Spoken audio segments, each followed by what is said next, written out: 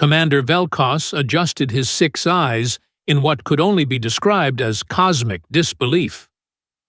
Across the chrome-plated training facility of the Galactic Racing Academy, a single human stood among 300 of the galaxy's finest speed pilots. The irony wasn't lost on him.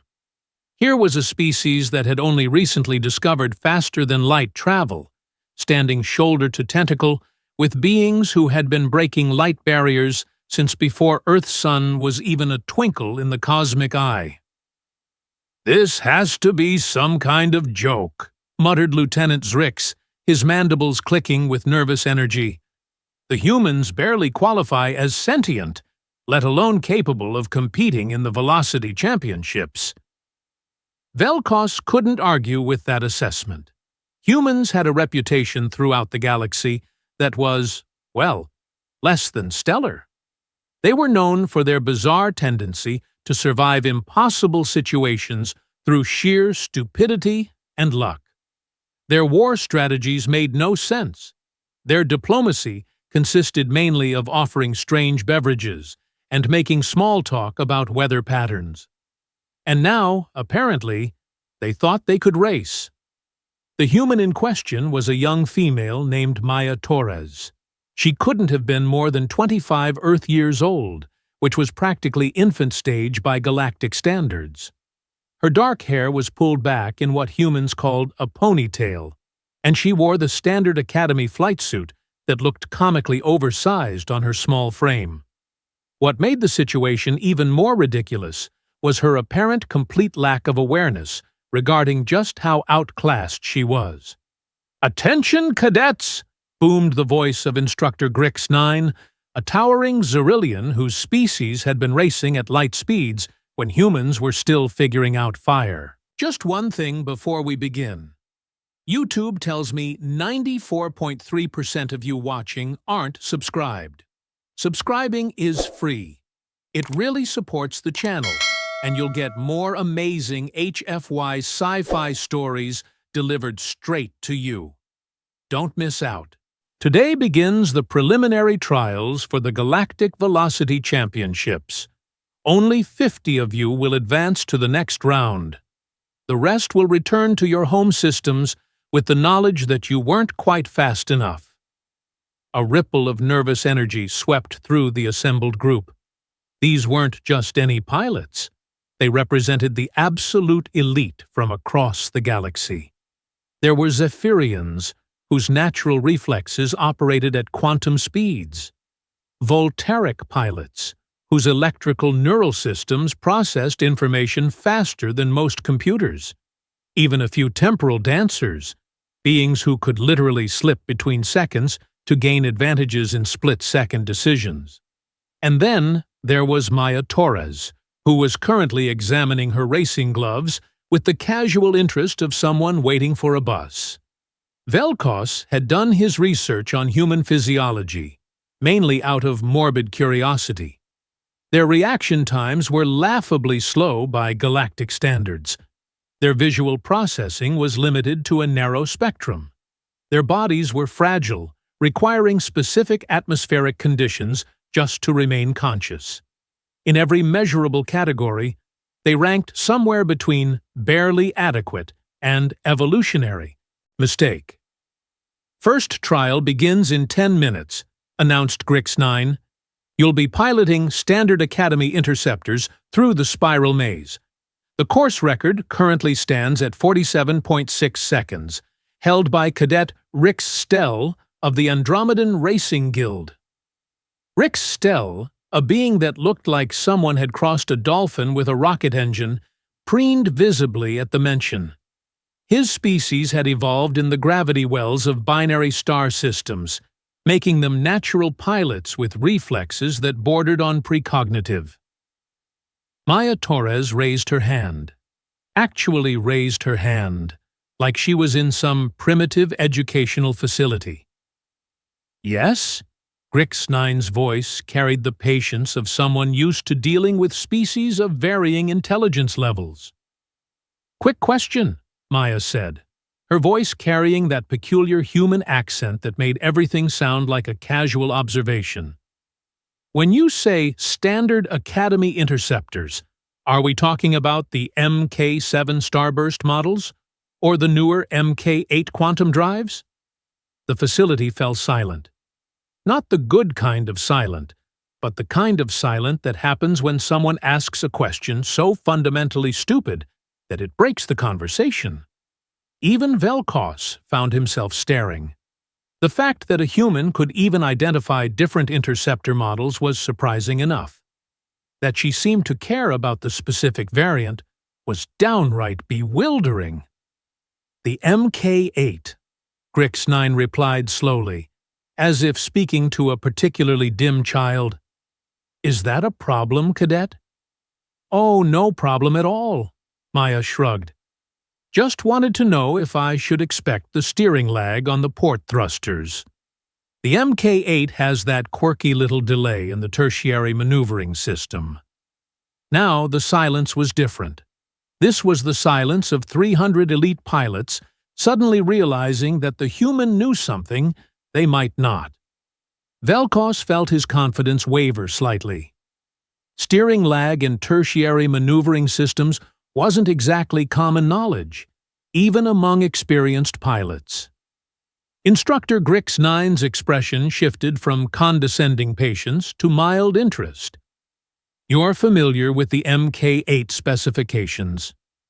I may have spent some time reading the technical manuals, Maya admitted with what humans called a grin. Earth has this thing called insomnia. Turns out, Starship engineering documents are surprisingly effective sleep aids, though I never actually fell asleep. The implications of this statement took a moment to sink in.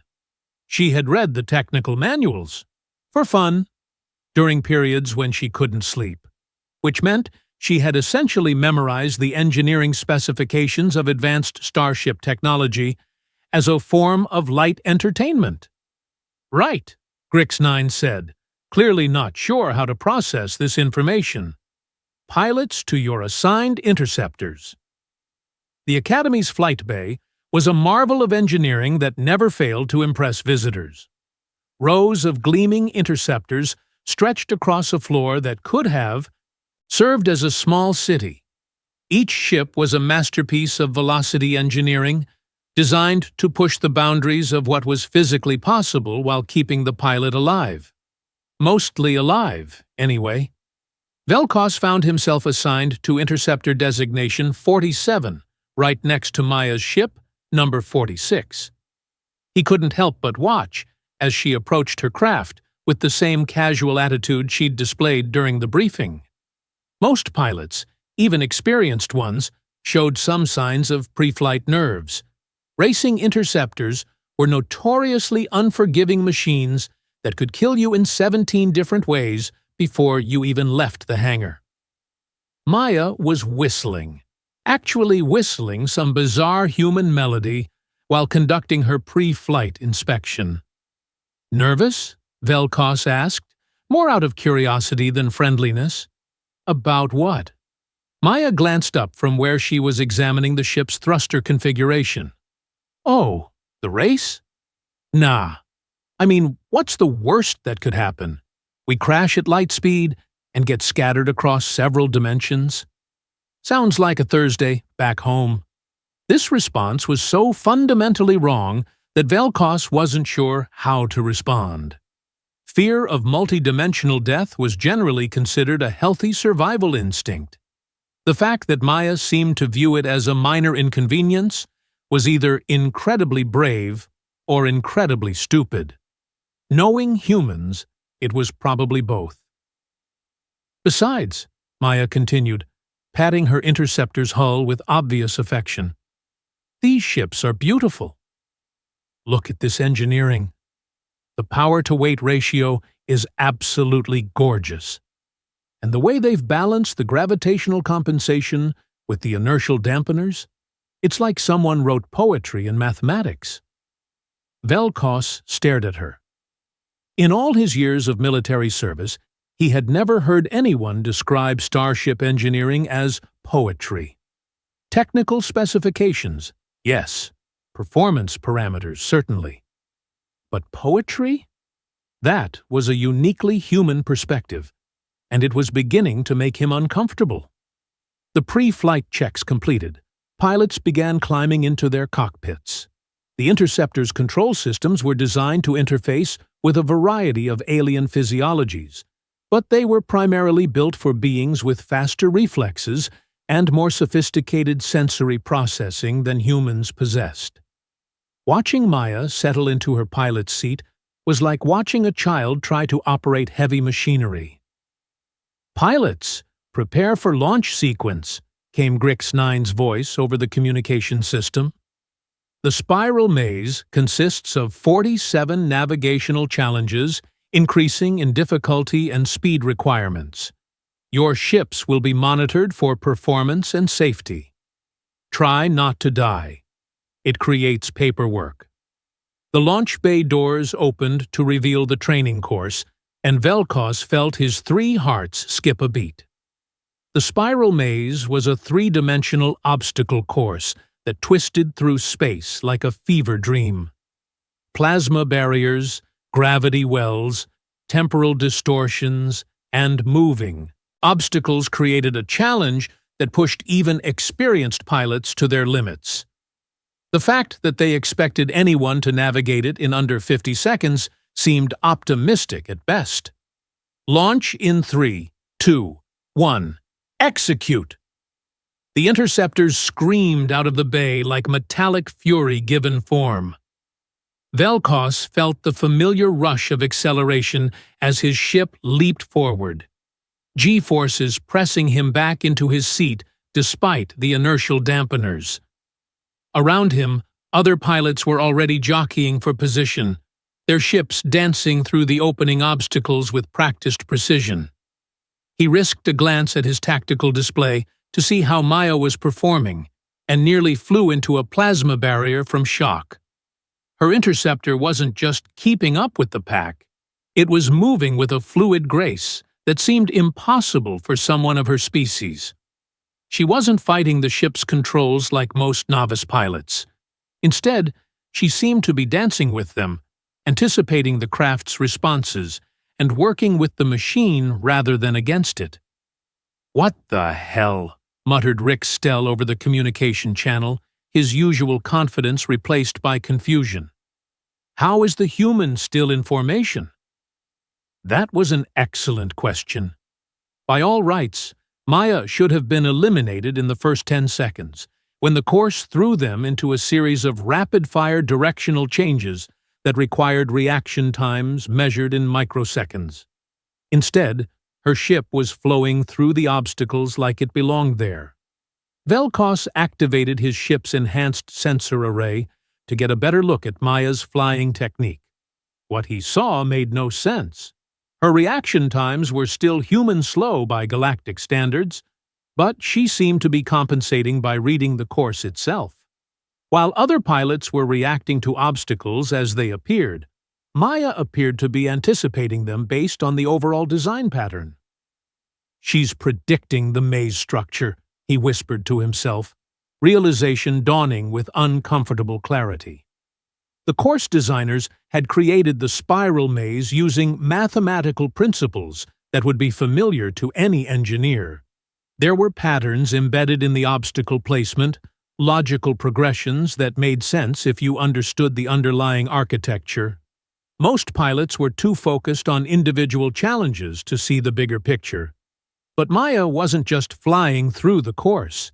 She was reading it like a technical manual. 20 seconds into the run, half the pilots had been eliminated by various obstacles. Plasma barriers had claimed the overconfident. Gravity wells had snared the insufficiently prepared. The temporal distortions had simply erased 3 unlucky cadets from this particular timeline, though they would theoretically reappear once the course reset. Maya Torres was not only still in the race, but she had somehow moved into the top 10. "This is impossible," growled Lieutenant Zurix, who was currently ranked 15th and dropping. "Humans don't have the neural architecture for this kind of precision flying." "Maybe that's the point," Velkos found himself saying, though he wasn't sure why he was defending her. Maybe their limitations are forcing her to find different solutions. It was becoming clear that Maya wasn't trying to outreact the other pilots. She was outthinking them.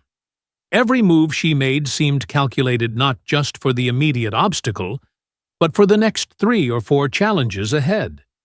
It was like watching someone play 3-dimensional chess while everyone else was playing checkers. 30 seconds in, and only 20 pilots remained. The course had narrowed to a series of hairpin turns through what could only be described as a blender made of energy and physics violations. Ships were pushing their structural limits, and pilot endurance was being tested to the breaking point. Maya's interceptor swept through a particularly nasty sequence of overlapping force fields and gravity distortions with movements so smooth they looked choreographed. Velkos realized his mouth was hanging open, which was embarrassing for someone with his number of mouths. 40 seconds, announced Grix9. Current leader is Cadet Torres with a projected finish time of... There was a pause that lasted approximately forever. 43.7 seconds. New course record. The communication channels exploded with protests, accusations of equipment tampering, and demands for immediate drug testing. Nobody seemed willing to accept that a human, of all species, could legitimately break a record held by some of the galaxy's finest pilots. But Maya Torres crossed the finish line at exactly 43.7 seconds, her ship's systems showing no signs of stress or unusual modifications. She had simply flown better than anyone thought possible for her species. As the pilots regrouped in the hangar bay, Velkos noticed something interesting. While everyone else was exhausted, sweating various biological fluids, and generally looking like they had just survived a near-death experience, Maya looked like she had just completed a pleasant afternoon drive. "Not bad for a warm-up," she commented cheerfully as she climbed out of her cockpit. "Though I think I can shave at least 2 seconds off that time once I get familiar with how these ships handle in the tight corners." 2 seconds. She was talking about improving her record-breaking time by 2 seconds, like it was a minor adjustment. Instructor Grix9 approached with the expression of someone whose worldview had just been fundamentally challenged. "Cadet Torres, report to my office for debriefing. Immediately." "Sure thing, instructor," Maya replied with that infuriating human casualness. "Should I bring anything?" "Coffee? I make excellent coffee. It's kind of a human specialty." As they walked away, Velkos heard Grix9 mutter something about needing to update the Academy's xenobiology textbooks. He couldn't help but agree. Everything they thought they knew about human capabilities had just been thrown out the nearest airlock. The implications were staggering. If one human could perform at this level, what did that say about the species as a whole? Were they all hiding this kind of potential, or was Maya Torres some kind of unprecedented anomaly? More importantly, what would happen when word of this got out? The galaxy had spent centuries treating humans as a minor species, useful mainly for their entertainment value and their bizarre ability to survive situations that should have killed them. But if they could actually compete with the galaxy's elite in areas that required genuine skill and intelligence? Velkos shook his head, trying to clear his thoughts. One race didn't prove anything. Maybe it was just luck. Maybe the course had been miscalibrated. Maybe Maya had somehow cheated in a way that hadn't been detected yet. But even as he tried to rationalize what he had witnessed, he couldn't shake the feeling that he had just seen something that would change everything. The galaxy's understanding of human potential had just been rewritten in 43.7 seconds. And somehow, he suspected this was only the beginning. The hangar bay slowly emptied as pilots returned to their quarters to process what they had witnessed. Tomorrow would bring new challenges, and Maya Torres would have to prove that her performance wasn't just a fluke. The preliminary trials were only the start of a competition that would push every participant to their absolute limits. But for the first time since the Academy had opened its doors to human applicants, nobody was laughing at the idea of a human pilot competing with the galaxy's best. They were too busy wondering what else they had been wrong about. 3 days had passed since Maya Torres had shattered the spiral maze record, and the Academy buzzed with tension thicker than plasma soup. Word had spread through the galactic networks faster than bad news at a diplomatic summit. Every major species was demanding explanations, investigations, and in some cases, immediate human expulsion from the program. Commander Velkos stood in the observation deck overlooking the advanced training facility, watching Maya practice barrel rolls with the same casual attitude one might reserve for making breakfast. Below her, 49 other elite pilots struggled through maneuvers that she seemed to execute while having a conversation with her ship's AI. The Temporal Racing Commission has officially lodged a complaint, reported Lieutenant Zrix, his mandibles clicking with barely contained anxiety. They're claiming species advantage tampering. The Voltaic Assembly wants her DNA tested for artificial enhancement, and the Andromedan Racing Guild has threatened to withdraw from the championships entirely if she's allowed to compete. Velkos sighed, a sound that came out like air escaping from a deflating balloon. What does Instructor Grix9 say? That's the problem, sir. He's been locked in his office for 2 days running probability calculations. Every time someone asks him about the human's performance, he just makes this high-pitched noise and starts mumbling about statistical impossibilities. Down in the training bay, Maya executed a maneuver that shouldn't have been possible in standard gravity. She had somehow managed to combine a spiral descent with a reverse thrust pattern that created what could only be described as a controlled falling technique. It was beautiful, efficient, and completely against every principle of accepted flight dynamics. Sir, Zrix continued nervously, there's something else. The betting pools across 17 systems have gone completely insane. The odds on a human victory have shifted from 10 million to 1, down to, well, even money in some sectors. Even money? Velkos felt his secondary stomach drop into his tertiary digestive tract. For a human? The bookmakers are calling it the greatest odds swing in galactic gambling history. Apparently, some very wealthy individuals have been placing enormous bets on the human after analyzing her flight data. The economic implications are staggering. This was getting out of hand. What had started as an amusing novelty was turning into a galaxy-wide crisis. If Maya Torres actually won the championships, it wouldn't just be embarrassing for the established racing elite. It would fundamentally alter the galactic pecking order in ways that nobody was prepared to handle. A soft chime indicated an incoming priority message. Velkos activated his communication display and found himself staring at Admiral Threx Cole, Supreme Commander of the Galactic Racing Authority. Threx Cole was a being whose species had evolved from predatory gas clouds, making his emotional state difficult to read under the best of circumstances. Today, he looked like a thunderstorm having an identity crisis. Commander Velkos. Threx Cole's voice carried the weight of someone delivering unfortunate news. I trust you're aware of the current situation regarding the human cadet. Yes, sir. Maya Torres has been performing above expected parameters for her species. Above expected parameters? Threx Cole's form shifted colors in what passed for incredulous laughter among his people. Commander, she has broken 6 course records, redefined 3 fundamental principles of high-speed navigation, and somehow managed to teach our advanced AI systems new flying techniques. She's not performing above expected parameters. She's rewriting the entire field of velocity engineering. Velkos felt a chill that had nothing to do with the ambient temperature. Sir, are you saying she's been sharing information with our systems?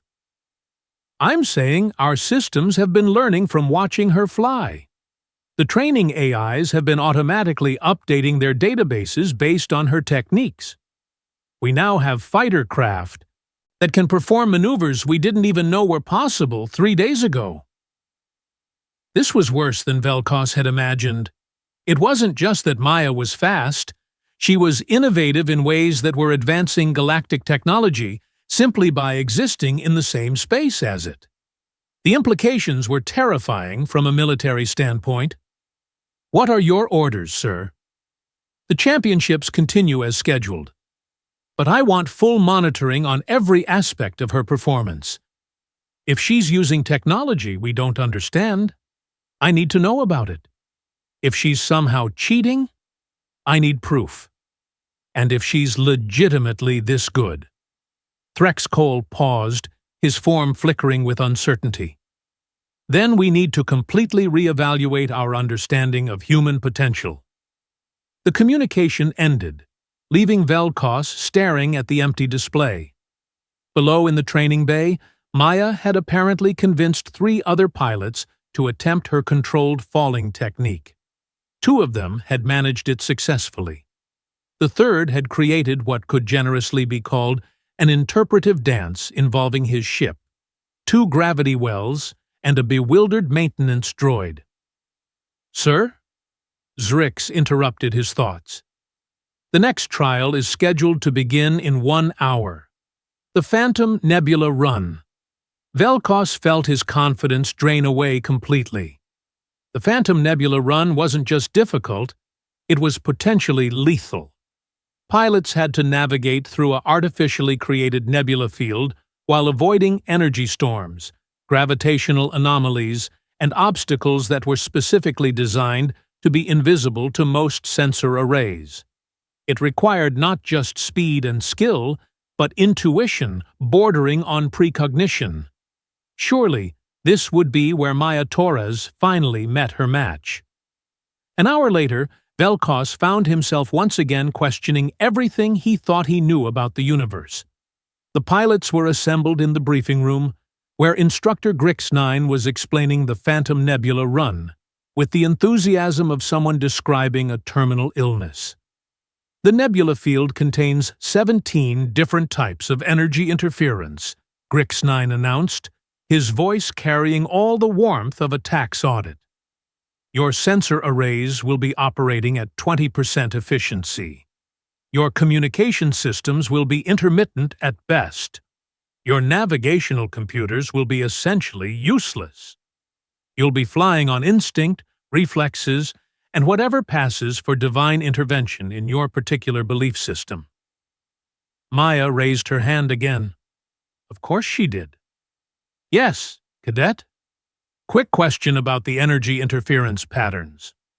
Are we talking about standard electromagnetic disruption, or are there quantum field fluctuations involved? The room fell silent. Velkos noticed that several pilots were starting to look at Maya with expressions that ranged from grudging respect to outright fear. Knowing the difference between electromagnetic and quantum interference wasn't just advanced knowledge. It was the kind of specialized expertise that usually took decades to develop. Both, Grix9 replied slowly. The quantum fluctuations are what make the obstacles invisible to standard sensors. How did you? Just curious, Maya interrupted with that maddening human shrug. I was wondering if the interference might create harmonic resonance patterns in the ship's hull. You know, like how a wine glass rings when you run your finger around the rim? If the frequency is right, you might be able to feel the obstacles before you see them. The silence that followed was so complete that Velkos could hear his own circulatory system functioning. What Maya had just described was a theoretical navigation technique that existed only in advanced academic papers. The idea of using hull resonance for obstacle detection in quantum-interfered environments was something that most pilots couldn't even pronounce, let alone apply. That's... Grix-9 started, then stopped. That's actually theoretically possible. Has anyone ever tested this approach?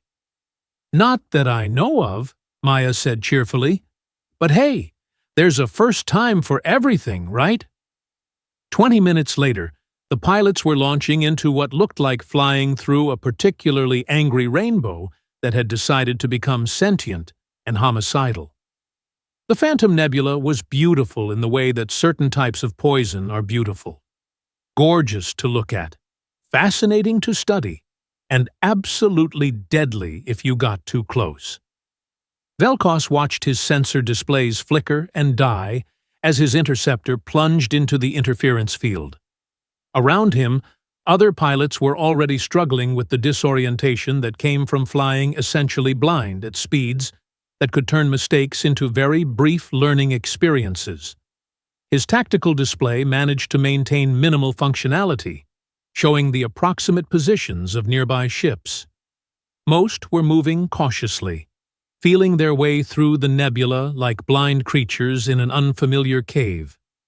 Standard protocol was to reduce speed, increase sensor sweeps, and pray to whatever deities specialized in not becoming a decorative smear across invisible obstacles. Maya Torres was flying like the nebula was her personal playground. Her ship moved through the interference field with confidence that bordered on supernatural. While other pilots crept forward at quarter speed, she maintained full velocity, her interceptor dancing around obstacles that nobody else could see. It was like watching someone navigate a maze with their eyes closed, except they knew exactly where every wall was located. "How is she doing that?" Lieutenant Zerix's voice crackled through the communication interference. Velkos activated his own enhanced sensors, trying to understand Maya's technique. What he discovered made his brain hurt in several different languages. She wasn't relying on sensors at all. Her ship's hull was literally vibrating in harmony with the quantum field fluctuations, creating a resonance pattern that allowed her to detect obstacles through tactile feedback. She was flying by feel, in a quantum interference field, at maximum velocity. It shouldn't have been possible. Hull resonance navigation was a theoretical concept that existed only in university research projects. The idea that someone could actually use it, in real time, while flying through one of the most dangerous obstacle courses in the galaxy, was so far beyond normal parameters that it might as well have been magic. "She's using the quantum field as a navigation aid," Velkos found himself explaining, though he wasn't sure he believed his own words. "The interference that's blinding our sensors is giving her ship a kind of quantum sonar." "That's impossible," came Rixtel's voice, strained with the effort of avoiding an energy storm. "No pilot has the sensitivity to interpret hull resonance patterns at these speeds." "Human pilots might," Velkos replied, realization dawning with uncomfortable clarity. Their species evolved on a planet with constantly changing weather patterns. They're naturally adapted to reading environmental cues that other species might miss. It was a terrifying thought. What if human limitations weren't really limitations at all? What if they were evolutionary advantages that nobody had recognized? Their slow reaction times might force them to think ahead. Their limited sensor range might make them more sensitive to alternative information sources.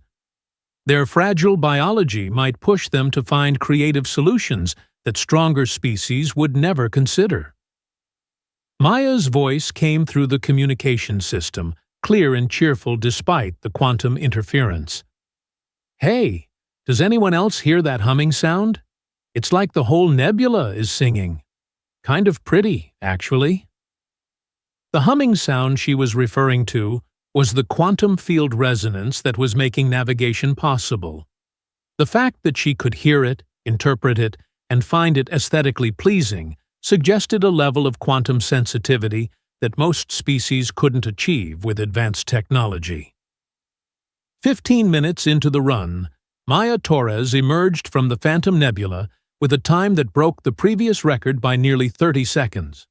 Her ship showed no signs of stress, no evidence of impact damage, and no indication that she had found the experience particularly challenging. Behind her, the other pilots straggled out of the nebula field, looking like they had just survived a war. Several ships bore scorch marks from energy storms. 3 pilots had to be rescued by emergency teams after becoming hopelessly lost in the interference field. One interceptor had somehow managed to fly backwards through the entire course, which was impressive in its own way.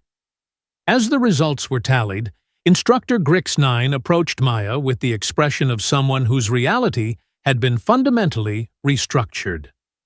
"Cadet Torres, how did you know about hull resonance navigation?" "I didn't, really," Maya admitted with that characteristic human honesty that made everything more confusing. "I just noticed the ship was vibrating in a pattern, and it reminded me of echolocation. You know, like how bats navigate in the dark? I figured if it worked for flying mammals, it might work for flying spacecraft." She had invented a revolutionary navigation technique by comparing quantum field dynamics to Earth mammals. Velkos felt his worldview collapse and rebuild itself in real time. The final trial was announced for the following day: the Reality Shear course. It was a challenge that existed in multiple dimensions simultaneously, requiring pilots to navigate through layers of space-time that had been artificially folded for training purposes. It was considered the ultimate test of pilot adaptability, since the course literally changed the laws of physics as you flew through it.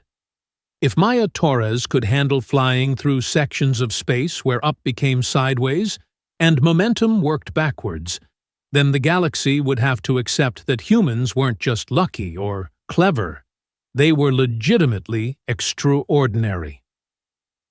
That night, Velkos found himself unable to sleep. He kept thinking about the implications of Maya's success. If humans could compete at this level, what did that mean for galactic politics, for military strategy, for the fundamental assumptions that governed interspecies relations? More importantly, what would happen when other humans learned what Maya had accomplished? Would they all turn out to have similar potential? Was Earth sitting on a population of beings who could revolutionize space travel, combat tactics, and engineering simply by approaching problems from angles that nobody else had considered? The next morning brought news that answered some of his questions in the worst possible way. Earth's government had been monitoring the championships, and they were sending additional human applicants to the Academy. Not just a few, but hundreds. They wanted to test whether Maya's abilities were unique or representative of broader human potential. "This could change everything," Lieutenant Zerix observed as they prepared for the final trial. "If humans can consistently perform at this level, we're looking at a complete reshuffling of galactic power structures." Velkos nodded grimly. The galaxy had spent centuries maintaining a careful balance between species, with each civilization finding its niche based on natural abilities and technological advantages. Humans had been classified as useful but unremarkable, suitable for certain specialized roles, but not significant enough to alter the overall dynamic. Maya Torres had just thrown that entire system into chaos. The Reality Shear course was activated, and pilots began their final runs. The course existed in 7 dimensions simultaneously, with sections that operated under different physical laws. Gravity might point upward in one area, while time moved backwards in another. Momentum could become elastic, energy could develop mass, and space itself might decide to take a coffee break. Watching pilots attempt this course was like watching a fever dream directed by a committee of theoretical physicists who had been drinking too much caffeine. Ships would disappear into dimensional folds, reappear moving in impossible directions, and occasionally achieve states of existence that required new vocabulary to describe. Maya Torres flew through the reality shear course like she was commuting to work. Her ship adapted to each dimensional shift with fluid grace, adjusting flight patterns to accommodate changing physical laws with the casual efficiency of someone switching between driving styles for different road conditions. When gravity reversed, she used the change to gain speed. When time moved backwards, she seemed to anticipate it and position herself advantageously. When space folded into non-Euclidean geometries, she navigated them like they were perfectly normal. Her final time was 41 minutes and 12 seconds, breaking the previous record by over an hour. As Maya emerged from her interceptor, she looked around at the stunned faces surrounding her and offered that infuriating human smile. That was fun! Kind of like flying through a kaleidoscope designed by someone with a physics degree and a questionable relationship with reality. When do we do it again? Instructor Grix9 stepped forward with a data pad in his trembling appendages. Cadet Torres, congratulations. You have officially qualified for the Galactic Velocity Championships. You are the first human to achieve this distinction, and you've done so while breaking every major course record in the Academy's database. Maya's response was typically human. Cool. So, what's the food like at the championships? I heard the Zentorian delegation makes excellent sandwiches. As news of Maya's achievement spread across the galaxy, Velkos realized that they were witnessing the beginning of a new era. Humans weren't just participating in galactic civilization anymore. They were about to reshape it entirely. The championships would determine whether Maya Torres was an unprecedented anomaly or the first representative of humanity's true potential. Either way, the galaxy would never be the same. And somehow, Velkos suspected that Maya Torres wouldn't have it any other way.